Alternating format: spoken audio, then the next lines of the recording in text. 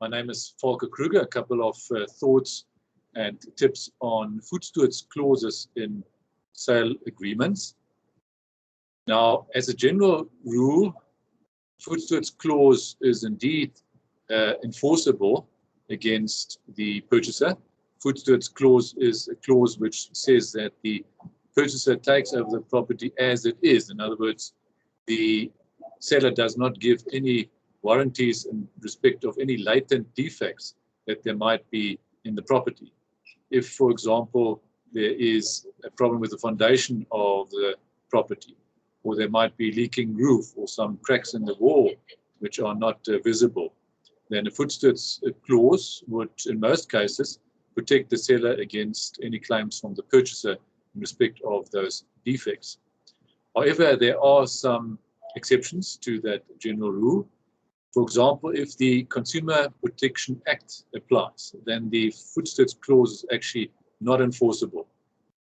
If, for example, the seller sells the property as part of his business, for example, a developer, or maybe someone who regularly speculates with property, in other words, it's his business, then in terms of the Consumer Protection Act, the voetstoots clause would actually not be any protection for the seller. So the purchaser could, in such a case, still knock on the door of the seller, and if there are any latent defects that the purchaser might discover in the property. So that's one exception where the Consumer Protection Act applies.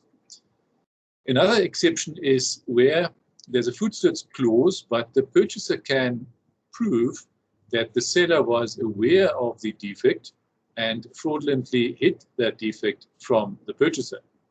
So if you as seller have a leaking roof in your property and you lived in the property for many years, then it might be possible for the purchaser to prove that the seller was aware of the defect of the leaking roof and actually misled the purchaser by not disclosing that defect, for example, when there was an inspection made of the property and a discussion made in respect of the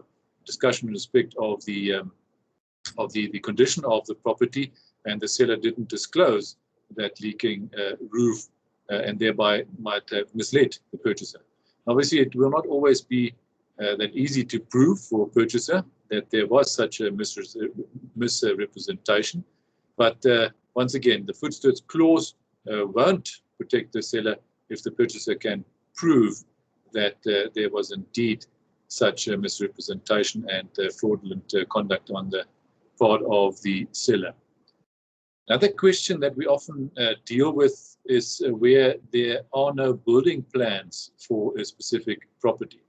Now, if there's a typical clause in the agreement in terms of which the property is sold voetstoots, and if it's later discovered that there are no building plans, for example, for a lapa or for a garage that was built at a later stage on the property and added to the house that was already on the land, then in such a case, if the seller, for example, was not aware of the building plans being absent, in other words, that there was no approval from the municipality, he bought the property from the previous owner who had already built the lapa or built the garage, so he wasn't aware of that problem with the building plans, then I would be of the opinion that such a voetstoots clause would protect the seller, and the purchaser could actually not sue the seller for those building plans